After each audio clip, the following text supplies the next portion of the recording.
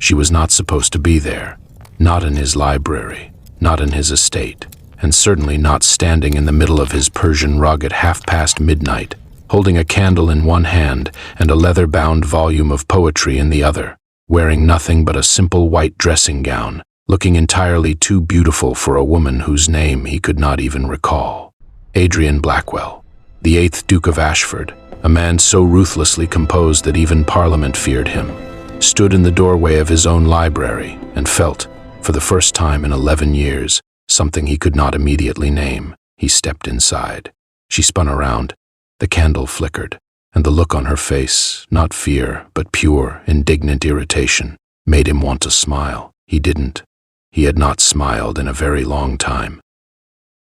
You are in my library. Yes, and you are standing in the doorway as though you've never seen a woman read before. I assure you, Your Grace, the skill is quite widespread. You, he said, his voice a low blade of sound, are in my library.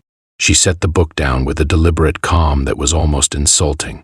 Yes, she said, and you are standing in the doorway as though you've never seen a woman read before. I assure you, Your Grace, the skill is quite widespread. Adrian Blackwell stared at her, and somewhere deep inside his chest, behind all that iron and ice and aristocratic disdain, something cracked. But we are getting ahead of ourselves. Because the story of Adrian Blackwell and Elara Sinclair did not begin in a midnight library. It began, as most ruinous things do, with a ball. The season of 1815 arrived in London like a woman who knew she was beautiful. All gleaming carriages and candlelit windows, and the perfume of scandal already thick in the spring air. Every drawing room in Mayfair buzzed with the same delicious question. Would the Duke of Ashford appear this year? He had not attended a single society event in 3 years. The reasons were well known, whispered over tea, dissected at dinner, embroidered into every piece of gossip that floated through Almac's gilded halls.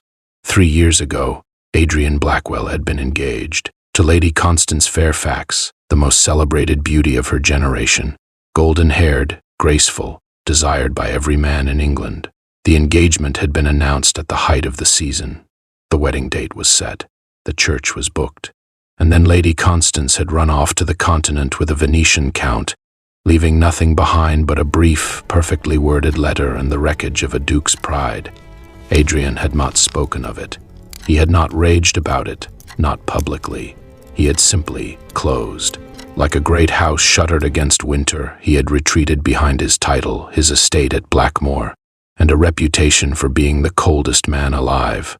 He was 31 years old. He was devastatingly handsome by all accounts, with dark hair that curled slightly against his collar, a jaw that could have been carved by a disenchanted god, and gray eyes so still they reminded people of water just before a storm.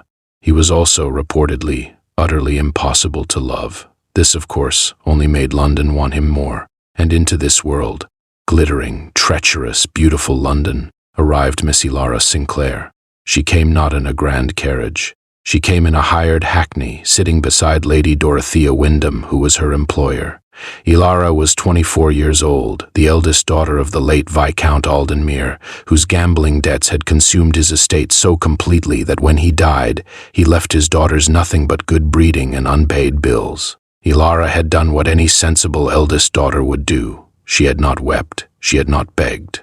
She had instead accepted the position of companion to Lady Dorothea, a cheerful, kind, and profoundly oblivious heiress who was convinced she was on the verge of securing the Duke of Ashford's attention. "He danced with me twice last season," Dorothea was saying, adjusting her silk gloves as the carriage rattled toward the Harrington ball. "Twice, Elara, that is practically a declaration." "He danced with 7 women twice last season," Elara said, without looking up from the small notebook she was tucking into her reticule. "And he offered none of them so much as a second glance." Dorothea blinked. "How do you know that?" "I read," Elara said simply. Lady Dorothea laughed. She was not a cruel woman, just a thoroughly self-absorbed one. "Oh, Elara, what would I do without you?" Elara smiled. It was a small, quiet smile, the kind that kept its secrets well. What Lady Dorothea did not know, what no one in London yet knew, was that Elara Sinclair had been publishing poetry under the pen name E. A. Clare for 2 years. Poetry that had, in certain literary circles, caused a sensation. Poems about longing and loneliness and what it felt like to love someone who did not see you.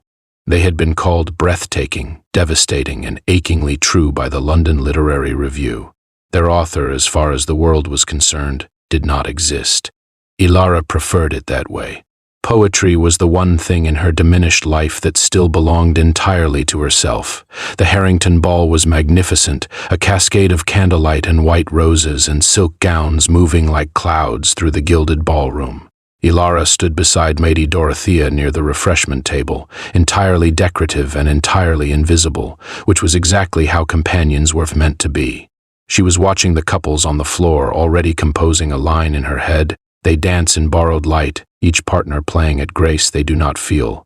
When she heard it, the hush, it moved through the room like a wave. Conversation did not stop. It merely contracted. Every head turned infinitesimally toward the doors. Adrian Blackwell, the Duke of Ashford, had arrived. He stood at the top of the stairs with the easy authority of a man who had never once questioned his right to occupy any room he entered.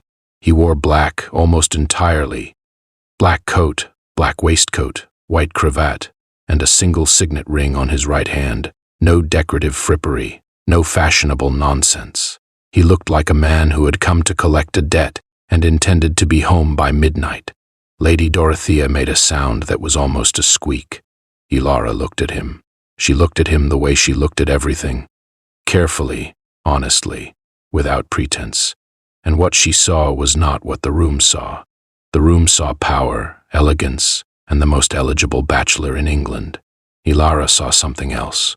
She saw, in the slight tension around his jaw and the deliberate stillness of his eyes, a man who did not want to be here, a man performing his own existence. She filed that observation away. She would use it in a poem later. The introduction happened sooner than she expected. Lady Dorothea, in a masterwork of social engineering, had maneuvered herself into the precise section of the room where the Duke would have to pass. And he did pass, and he was introduced, by their mutual acquaintance Lord Farnsley, to Lady Dorothea, who, flustered and pink-cheeked, immediately said, "Your Grace, may I present my companion, Miss Elara Sinclair?" The Duke's gaze moved to Elara, moved over her, was more accurate. The practiced, politely indifferent assessment of a man who has sorted women into categories so many times it is now entirely unconscious. He registered, companion. He registered, not significant. He inclined his head approximately 4 degrees. "Miss Sinclair," he said. "Your Grace," she said, and that was that. He moved on. Elara watched him go. She was not offended. She was, if she was honest with herself, faintly amused. She had been dismissed by men far less interesting than Adrian Blackwell. The evening would have ended there, unremarkably, had Lord Farnsley not insisted on a political discussion over supper, and had that discussion not turned, inevitably, to the recent developments in the Allied territories, and had the Duke of Ashford not said, with bored authority, something that was factually incorrect about the Treaty of Amiens. Everyone at the table nodded. Elara, who had read every available account of the Treaty of Amiens because she had, at one point, nothing to do but read, said quietly, "I believe the date you're citing, Your Grace, is the ratification." The actual signing was 3 days prior. Silence. Complete, breathless, absolute silence. No one corrected the Duke of Ashford. It simply was not done. Even if he was wrong, especially if he was wrong, one simply let it pass. It was the unwritten law of English aristocracy. Every eye at the table swiveled to Elara. She looked back at them calmly. Then she looked at the Duke. His gray eyes were fixed on her. Not with anger, precisely. More like recalibration. The look of a man who has pressed a button expecting one result and received an entirely different one. "You are quite right," he said, after a moment that lasted approximately 10,000 years. Another silence. Then he picked up his wine glass, took a sip, and returned to the conversation as though nothing had happened. But he did not look away from her for the rest of the evening. It was, of course, entirely inappropriate for the Duke of Ashford to call at Lady Dorothea's townhouse the following morning. And yet there he was. Lady Dorothea nearly fainted with delight and rushed upstairs to change her gown 3 times. Elara sat in the drawing room with her embroidery, and tried very hard not to think about the night before. When the Duke was shown in, he looked around the room with his customary assessment and found Lady Dorothea not yet descended, and Elara Sinclair sitting by the window with a timbre frame. He sat down across from her as though he had been invited. "You read political history," he said. No greeting, no preamble. "Good morning, Your Grace," Elara said pleasantly. A pause. "Good morning," he said with the air of a man who has been corrected twice in 18 hours and finds it, against all expectation, not entirely unpleasant. "You read political history." "I read everything," she said. "Why?" She looked up from her embroidery. "Because the world is large and a woman's permitted corner of it is small. Reading is the only honest expansion available to me." He looked at her for a long moment. "That is a remarkably bleak observation." "It is a remarkably accurate one," she said. Something shifted in his eyes. It was subtle, the way the surface of a lake shifts when something moves beneath it, invisible but unmistakably present. "What else do you read?" he asked. "Poetry, mostly." "Who?" She named several. He commented. She countered. He responded. They were 3 exchanges into an unexpectedly vigorous debate about the relative merits of Milton and the newer Romantic poets. When Lady Dorothea arrived, breathless and newly gowned, and the conversation died as naturally as a candle in a draught. The Duke stayed for precisely 40 minutes. When he left, Lady Dorothea clutched Elara's hands and said, "He came for me, didn't he? He must have come for me." "Of course," Elara said. She did not say what she was thinking. She was not entirely sure what she was thinking. He came back 3 days later. Lady Dorothea was out with her mother. Elara was in the drawing room, alone. The footman, who had perhaps not been entirely clear on the situation, showed him in anyway. The Duke stopped when he saw she was alone. Propriety dictated he leave immediately. He sat down. "Lady Dorothea is not at home," Elara said. "I know," he said. She stared at him. "I passed her carriage on Grosvenor Street," he explained, as though this answered everything. "And yet you came in." "And yet," he agreed. There was a silence. Not uncomfortable, that was the strange thing. It should have been uncomfortable. A duke, alone with an unmarried companion, in a drawing room. It was the kind of thing that could ruin a woman's reputation entirely. But the silence between them felt, improbably, like the silence between 2 people who have known each other for years. "You were composing something," he said, nodding at the notebook on the table beside her. "When I came in, you had the look of someone composing." Elara's hand moved involuntarily to cover the notebook. "I was writing a letter." "You were not," he said, not unkindly, simply as a statement of observable fact. She looked at him. "You are very difficult, Your Grace. I have been told," he said. And for just a moment, barely a flicker, something moved across his face that was almost a smile. She did not pursue the notebook. He did not pursue it either. But when he left, 20 minutes later, and Elara opened it to the page she had been working on, she found, to her own unsettlement, that the lines she had been drafting had changed. She had been writing about distance, about the particular loneliness of standing in a crowded room and being unseen.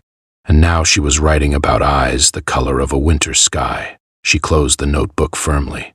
This was a problem.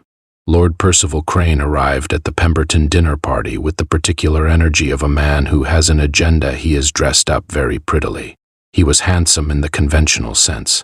Sandy-haired, well-dressed, charming in the way that immediately made Elara want to check her pockets. He was also, she would learn later, engaged in a decades-long campaign to acquire the Ashford landholdings in Derbyshire, which the Duke had consistently and contemptuously refused to sell. At dinner, Crane sat across from the Duke and made a great show of pleasantness. "Ashford," he said warmly, "how marvelous to see you rejoining society. We had all begun to fear you'd become one of those tragic recluses who communicated exclusively through solicitors." The room laughed softly, nervously. Adrian picked up his fork. "Crane," he said, without looking up. "And Miss Sinclair," Crane continued, his attention sliding to Elara with an oiliness she did not like. "Lady Dorothea's companion, yes? What an unusual position for a viscount's daughter." The words were said pleasantly. They were not pleasant words. Elara smiled. "Financial reversal is a great leveler, Lord Crane. You would be surprised how many viscounts' daughters have found themselves in unusual positions. I am simply the honest one. A few genuine laughs this time. Crane's smile did not change, but his eyes did. They sharpened on her the way a man's eyes sharpen when he identifies something that might be useful. Elara felt it. She catalogued it, and she did not like what it suggested. Across the table, Adrian Blackwell had gone very still. He was looking at Crane the way a chess player looks at a piece that has just made an unexpected move. After dinner in the hallway, while the company sorted itself for the evening's music, Adrian appeared beside her so quietly she nearly startled. "Be careful of Crane," he said, low enough that no one else could hear. She looked up at him. "I had already gathered that. He looks for weaknesses," the Duke said. "In people, he uses them. Why are you telling me this?" He looked at her for a moment that was 2 counts too long for casual conversation. "Because you are sensible," he said, "and because sensible women in London are rarer than they should be." Then he walked away, and Elara stood in the hallway with a peculiar warmth spreading through her chest that she absolutely, categorically refused to examine.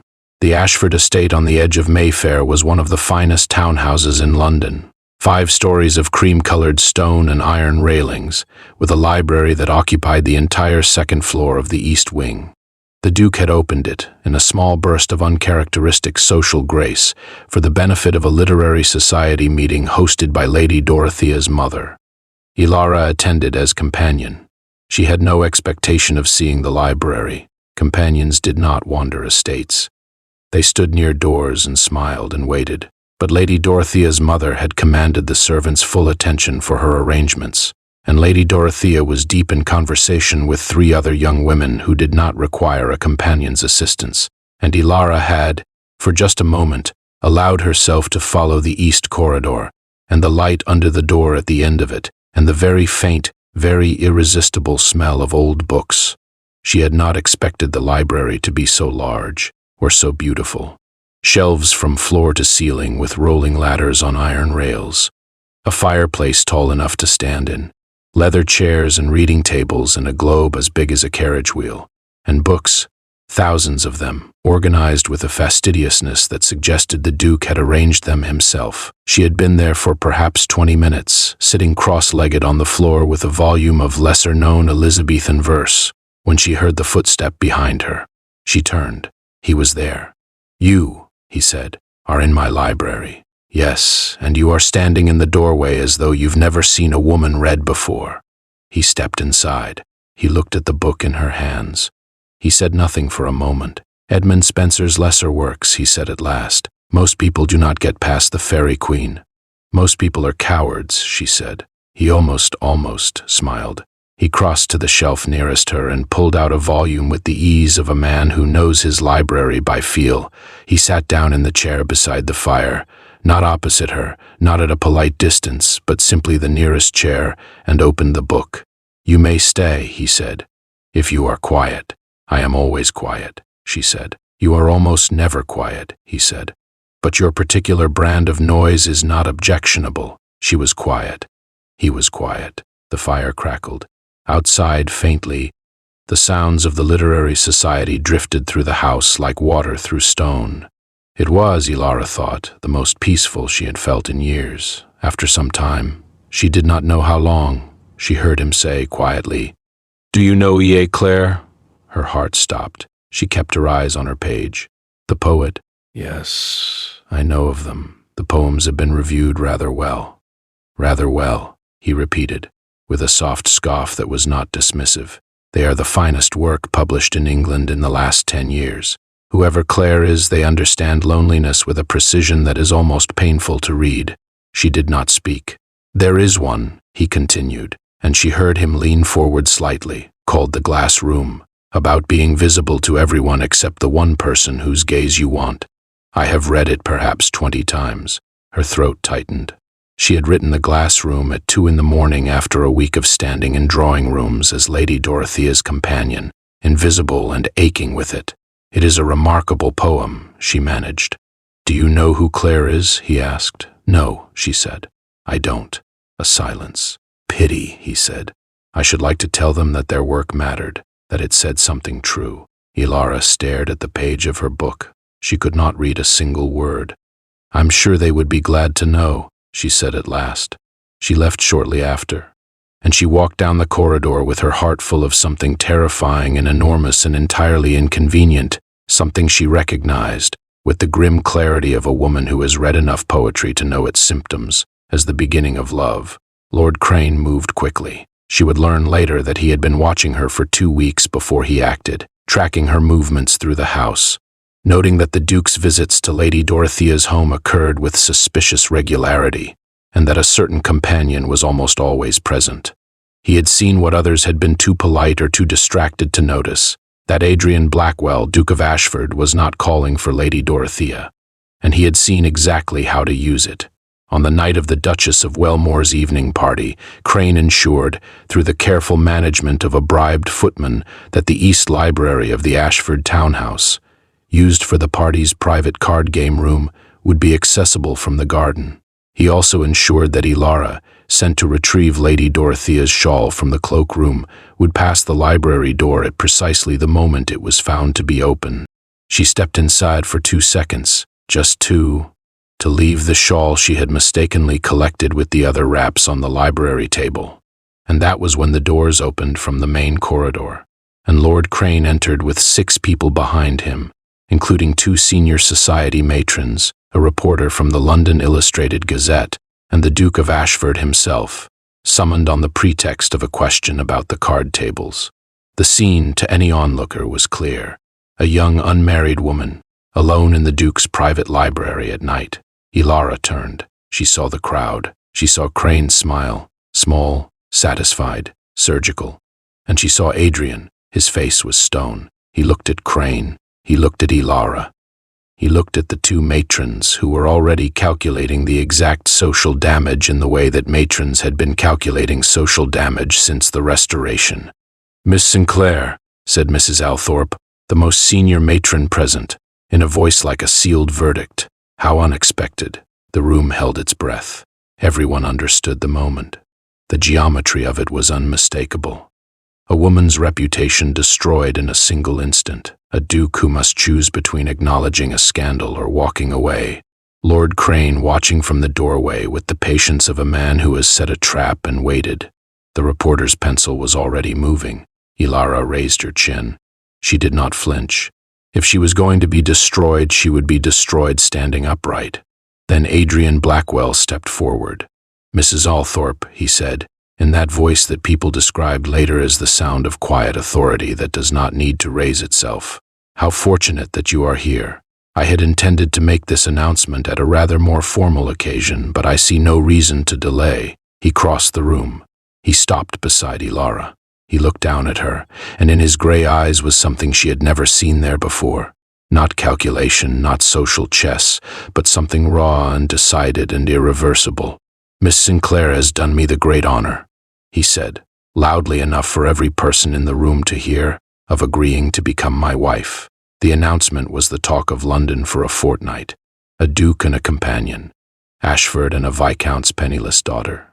It was romantic to some, scandalous to others, and deeply personally infuriating to Lord Crane, who had expected the announcement to destroy the woman's reputation and put the Duke in the humiliating position of either abandoning her or marrying so far beneath his station that society would mock him for years. He had underestimated Adrian Blackwell's pride, or perhaps, Elara thought, he had underestimated something else entirely. She had said yes in a low, private voice in the library before the crowd had properly dispersed. She had said yes because she had no other choice. Saying no would have destroyed her, but also because something in her, something she had been trying to suppress for weeks, wanted to say it. They were married 6 weeks later, quietly, in the chapel at Blackmore Estate. Lady Dorothea cried and said she was delighted. Elara's younger sister Rosalind wept with genuine relief. Adrian's grandmother, the Dowager Duchess Margaret, a tiny, razor-sharp woman of 73 who had survived 3 kings and 4 wars and had strong opinions about everything, watched the ceremony with bright, assessing eyes and said nothing at all, which Elara would later learn was the Dowager's highest form of approval. And then they were married, and the library of Blackmore was enormous, and Elara had her own suite of rooms, and there was a garden that could make you weep with its beauty, and the staff were formal but respectful, and her husband was the man she had been slowly, helplessly, falling in love with for 2 months, who now felt further from her than he ever had. "You did not have to do it," she said to him, on their first evening at Blackmore, in the long drawing room where the fire burned against the autumn chill. He was standing at the window. "Do what? Propose.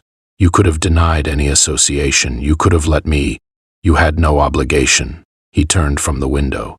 "I am aware of what I could have done." "Then why?" "Because Crane set the trap," he said, and his voice was clipped, controlled. "And I will not allow Crane to win anything. Not ever. And because you had done nothing wrong and deserved no punishment." It was, she thought, a perfectly reasonable answer. A thoroughly aristocratic, thoroughly impersonal answer. "I see," she said. "You are my wife," he said. "You will want for nothing." "I did not marry you to want for nothing," she said, quietly. He looked at her. "What did you marry me for, then?" She held his gaze. "I think," she said carefully, "that you know." And then she stood, and curtsied fractionally, and went to bed, alone. The weeks that followed were a particular kind of exquisite torture. They were unfailingly courteous to each other. They dined together. They rode together in the mornings. Elara had learned to ride adequately, and Adrian rode like he had been born on horseback, which he practically had. He answered every question she asked about the estate. He showed her the greenhouses and the tenant farms and the lake at the western edge of the property that froze every February into a mirror of pale blue ice. He was, in every observable way, an attentive husband, and he never came close to her, not truly close, not in the way that mattered. Elara had thought, had perhaps foolishly hoped, that the man who had sat beside her in his library and talked about poetry and admitted that E.A. Clare had written something true might be the man she lived with now. But that man had retreated behind the Duke, and the Duke was impeccable and distant and impossible to reach. She wrote more poems. She did not know what else to do with herself. The Dowager Duchess Margaret found her writing one morning in the East Garden, which had a stone bench in a spot of particularly lovely morning light. "You write a great deal," the Dowager observed, sitting beside her without being invited. The Dowager never required an invitation. "It helps me think," Elara said. Margaret looked out at the garden. "He is afraid of you, you know." Elara looked at her. "I beg your pardon?" "Adrian, he is afraid of you." She said it simply as a report of fact. "He has been afraid of nothing for 11 years. It must be very disconcerting for him. He is the least afraid-looking person I have ever encountered. That is rather the point," the Dowager said dryly. "The people most skilled at concealing fear are the ones who have had the most practice." She patted Elara's hand. She stood. She walked back toward the house. "He read your poems," she said, over her shoulder. Elara's pen stopped. "I beg your pardon. *E.A. Clare. He has the entire published collection in his study, has had it for a year. She did not look back. "Think about that." Elara sat very still. A year. He had been reading her poems for a year, before he knew she was Clare, before he knew she existed. He had been reading her words about loneliness and yearning and love that felt like standing in a glass room, and he had felt them, and he had said so, to her face, without knowing it. She put down her pen. She stared at the garden for a long time. Lord Crane's next move was clumsier because it was desperate. When the quiet marriage had failed to humiliate the Duke, when Adrian had appeared at every public function with his new wife on his arm, and an expression that dared anyone to say a single word, Crane had escalated. He went to the press. He gave an interview, anonymously, suggesting that the Duke of Ashford had been maneuvered into a marriage beneath his station by a scheming, penniless companion who had deliberately compromised herself in order to secure a title. It appeared in the London Illustrated Gazette on a Tuesday. By Wednesday, it was in every drawing room in Mayfair. Elara read it at the breakfast table. Her face did not change. She finished her toast. She poured her tea. She folded the paper precisely in half and set it on the table. Across the table, Adrian was already holding his own copy. His jaw was the color of marble. "It is an anonymous account," she said. "No one will know for certain." "Crane," he said. "One word. Absolutely certain. You cannot prove it." I don't need to prove it to know it. He set the paper down. He looked at her with those still gray eyes. Are you all right? The question caught her entirely off guard. Ah, yes, of course. You don't have to say that. Asterisk, I am telling you the truth. I am not injured by gossip. I have been invisible to London society for 2 years. Its attention now, even malicious attention, is... She paused. It is less terrible than you might think. He was quiet for a moment. It accuses you of scheming. I am aware of what it accuses me of. You did not scheme. I know that. I want you to know, he said, and something in his voice shifted, the crisp ducal armor bending in a way she had not heard before, that whatever you believe about why I married you, it was not pity. It was not obligation. She looked at him. Then what was it, she asked. Her voice was very quiet. The fire popped. Outside, the November rain was pressing against the windows of Blackmore. It was the only honest thing, he said at last, that I had done in 3 years. She held his gaze. Adrian, it was the first time she had used his name, not your grace, not my lord, his name. It landed between them like something irrevocable. He stood from the table. He crossed to the windows and stood with his back to her and his hands clasped, and she could see, from where she sat, the tension across his shoulders. Constance, he said. His voice, saying that name, was careful in the way that means something has been broken and very deliberately mended, and you can still see the seams. Asterisk, when she left, I decided that it would not happen again, that I would not. He stopped. I was very convincing at it, the not feeling. I was almost certain it had worked. Silence. Almost, Elara said. He turned. He looked at her. And the full weight of those gray eyes, unclouded now, unarmored, simply his, landed on her with a force that took her breath entirely. Your poem, he said. The glass room. I read it the night before the Harrington ball, the night before I met you. He paused. I thought I would never find the person who had written it. I thought, whoever you are, you understand something that no one in my world talks about. The specific loneliness of being surrounded and still entirely alone. She stood from the table. She crossed the room toward him.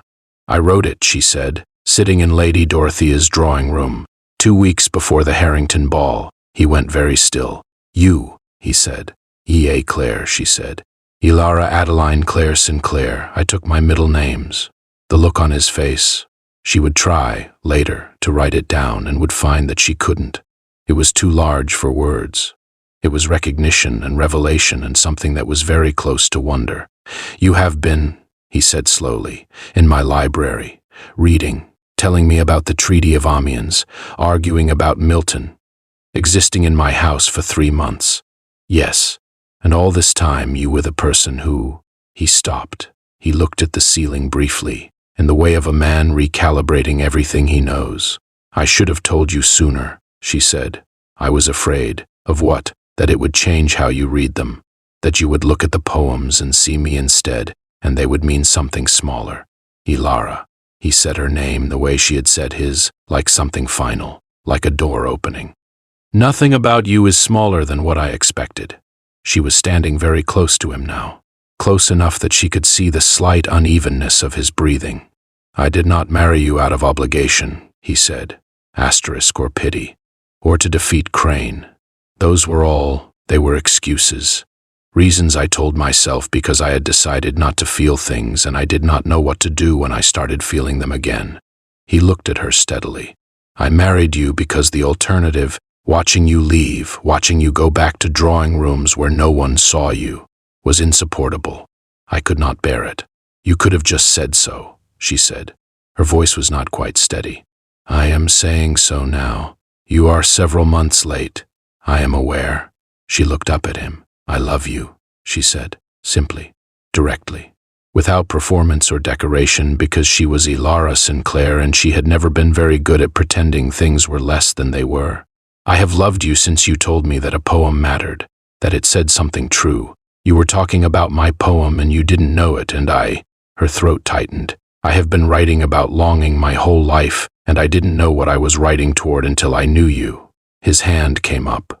It traced, very gently, the line of her jaw. His thumb rested at the corner of her mouth. I am, he said quietly, Going to need you to be patient with me. I am not practiced at this. I know, she said. I am an excellent teacher. He laughed. She had never heard him laugh. It was low and genuine and startled, as though it had surprised even him, and it changed his face entirely. She reached up and put her hand against his chest, over the place where his heart was beating. She could feel it, faster than expected. There, she said softly. That is all I needed to find. Lord Crane was dealt with quietly, thoroughly, and with a completeness that bore Adrian's particular signature. He had obtained, through his network of solicitors and his grandmother's extraordinary intelligence connections, the Dowager Duchess knew things about everyone that she had never explained and never would, documentation of the bribe paid to the Ashford footman, together with a private conversation conducted by the Duke with the editor of the London Illustrated Gazette, Lord Crane's involvement in the library incident, and the newspaper account became, if not public knowledge, then sufficiently known among the right people that his position in society began its slow, inevitable erosion. He did not sell the Derbyshire land. He never would. But that was a later satisfaction. The immediate satisfaction was the Beaumont Winter Ball, the grandest event of the December season, attended by everyone who mattered and several people who didn't, held in a ballroom with chandeliers like fallen stars, and a floor so polished it reflected the dancers as though they moved above a mirror. Adrian and Elara arrived together. She wore deep sapphire silk because the Dowager Duchess had presented it to her that afternoon with the brief commentary. You have been wearing too much gray. You are not in mourning. Her dark hair was dressed simply. She wore no jewels except the Ashford sapphires, which had apparently been waiting in the estate vault for 30 years for someone to wear them, and which caught the light every time she moved. Adrian walked beside her with his hand at the small of her back. The room watched. This was, many of them were noting, the first time the Duke of Ashford had attended a major social event not wearing the expression of a man executing a duty. He looked, several people remarked to each other in low voices, different. Not softer, exactly, but unlocked somehow, unfrozen. He danced with his wife twice. The first dance he was correct and formal and she was poised and composed, and they moved together with the practiced elegance of two people who have ridden together for weeks and know how the other moves. The second dance, he leaned close enough that she could feel the warmth of him, and said against her hair, "Crane is here." She glanced across the room. Crane was at the edge of the floor, watching them with an expression that had given up on pleasantness entirely. "Let him watch," she said. "Let him watch." Adrian agreed, and he pulled her fractionally closer, and the musicians played on. When the music ended, he did not release her hand. He held it, and he turned, and he looked at the watching room, all the calculating eyes and the social arithmetic and the gossip already taking shape, and his expression was so completely, devastatingly unconcerned that several women nearby were reported to have gone slightly faint. Then he lifted her hand and pressed his lips to her knuckles, slowly, with full deliberate intention, and the statement of it was as clear as any announcement in any newspaper. She was his. He was hers. And any person who had something to say about the circumstances of their marriage was welcome to say it to his face, in daylight, and discover exactly what the Duke of Ashford thought of their opinion. Elara looked up at him, and her eyes were bright, and she did not hide it. "You are impossible," she said. "Thoroughly," he agreed, "and unbearably dramatic. I have had a great deal of recent influence on that front." She bit back her smile. She did not quite succeed. "Your Grace," she said, very properly, inclining her head. "Your Grace," he returned, equally properly, and then, lower, only for her, "Come home."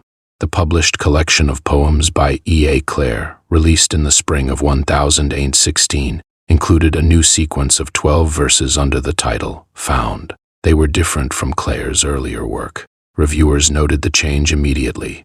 The glass room of the earlier poems was gone. The careful distance, the exquisite loneliness.